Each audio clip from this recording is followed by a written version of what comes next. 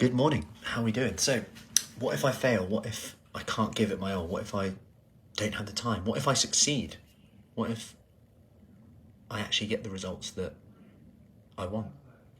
What if I actually do all the work and I still don't get the results I want? All of these things come into it. And what I want to do today is break down essentially what this actually means, what's underlining this. So if we look at fear is often in the background of all of these things. So if you think about one of the things that we see a lot is it's called sitting on the sidelines. So if you ever feel yourself in this space, like I've been there before, where we look at what other people are doing and we say, they won't keep it up. Why are they doing that? Should they be doing that? This means we're essentially more worried about what other people are doing than ourselves. And you're probably unlikely to be being the best version of you if you're in that space. It's probably fair to say. But equally, you've got to remember that if you're doing something new, if you're doing something that's a little bit different, maybe your social group isn't quite, hey Emma, your social group, your friends, family aren't quite used to you doing this, and all of a sudden you're now saying things like, yeah, I'm going to go work out, I'm eating this, and you're going to get people sitting on the sidelines who are like, you don't normally do that. Should you be doing that? You won't be able to keep it up. Another diet, Matt. Oh, you're doing something else. And underlying on this becomes their fear. And fear has so many roles to play in here. And then we've got the types of fear that are kind of disguised as something else. I just overthink too much. Really, we're looking at what could go wrong, what might happen. Worry, scared of the outcome. Overwhelm, what if this happens, what if that happens? Unfulfilled, maybe you could do more, but you're not quite there yet. Again, what are we actually scared of? What's the fear behind this? Asking for permission. This is known as our inner child, if you like, and I've done it before as well. We seek validation from everyone. Like, do you think I should do this? Do you think I should do this? Do you think I should do this? Yes, yes, yes. No, yes, yes. Oh, they said no. We're focusing on that no, because we want validation from everyone to ensure that this is the right choice. So if we think about the three kinds of fear or discomfort, really, because everything we do is really about avoiding discomfort, pretty much. So if we think about the three kinds, you've got the pain of loss to start with. So when it comes to the pain of loss, essentially, what am I going to lose by doing this? Will my friends, family think less of me? Oh, go and have a drink, go and have this. And if you're like, no, I'm actually all right, or I'm going to go for this option, or I'm going to sit down in the evening and I'm not going to have the pack of biscuits I normally have, will I lose respect of others? What am I going to lose? And all our attention goes on this. But we forget about what we could gain from this, because the opposite of losing is gaining. There's always a positive with every negative. What if you actually gain time back? Some of the fears is actually life is easier without planning. Life is easier without journaling because I haven't got time. But the thing to remember that life is actually probably harder without a plan, because you're going to have to think about food anyway. And I got a message from one of the ladies just last week, which I talked about in a blog, but she was saying, I don't actually think about food anymore because I just plan the key parts of my diet where I know if I get that right, everything else kind of falls into place.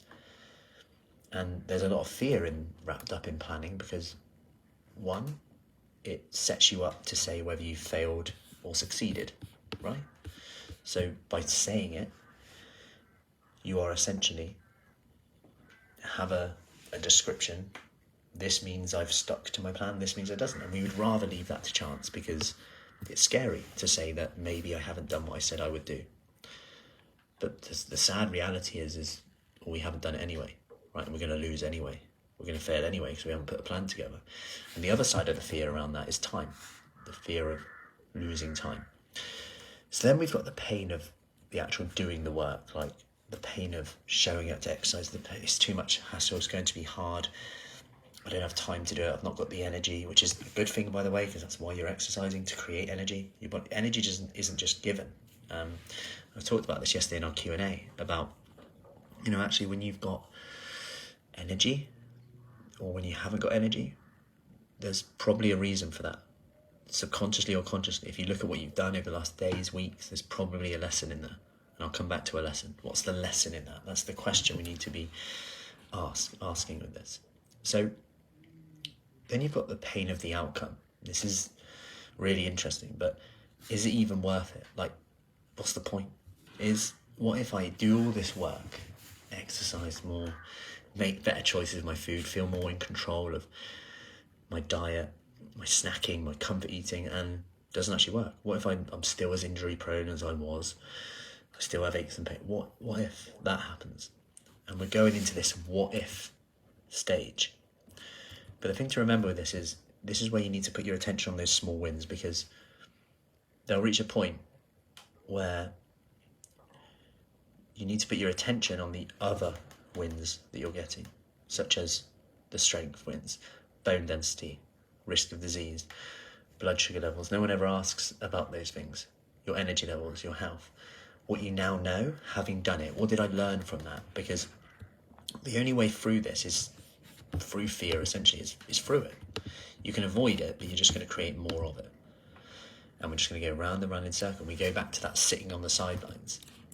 And I want to leave you with this, in that if you can swap what if today, so rather than what if this doesn't work, what if I do all this work and don't get results, swap that for even if. So even if I'm not motivated, I'm just going to do it anyway, even if it's a 6 out of 10, even if I know I'm not going to do my best, even if I'm nervous, I'm just going to do it anyway. Even if I cannot be bothered, even if it gets hard, I'll still do it anyway. So rather than what if, even if. And if you really want to kind of put this together and give yourself a little bit of leverage or motivation behind this in terms of your reason why, just ask these questions. Number one, who else will be impacted if you can push through this? When in the past have you pushed through something and it actually been not as bad as you thought? Because we just need to remind ourselves of that. I could go on like public speaking, lots of negative things in my life, doing videos like this. Once upon a time, we're like literally like crazy. Now it just becomes easy because I do it every day and I enjoy doing it, and it's like a dear diary. Hey Jessica, so who else will be impacted if you push through this fear? Number two, who would suffer if you don't handle this? Who would suffer if you don't get a handle on this? Number three, what message does this put out there? And for me, it's around my kids. And I know a lot of the ladies talk about their kids, grandkids. The message I want to put out there, I want to be fit, I want to be healthy, I want to be an example rather than a lesson to them. And that's the key take home from this, is that even if you do everything and you don't get the exact results you want, you will still be better, because providing you ask the question, that's how growth happens. You always, if you ask the question, what did I learn from this? You'll get something, you'll know what's working well, what's not, and you can do more of what's working well. And that is literally it. There'll be weeks go by where you're like, I don't know why I did this, but that's actually the good thing. That didn't work. That's actually a good thing. Why is that a good thing? Because now you know. I did it again. Yeah, that's fine. Why did you? Let's have a look at the situation. What can I learn from that, knowing what I know now? And I talked about it, about my sleeping. If I get to bed by 9:45, great, I'm all good. But why wasn't I got sloppy? And I was like, why am I getting 2 out of 3 of my 3 things that I want to do every day?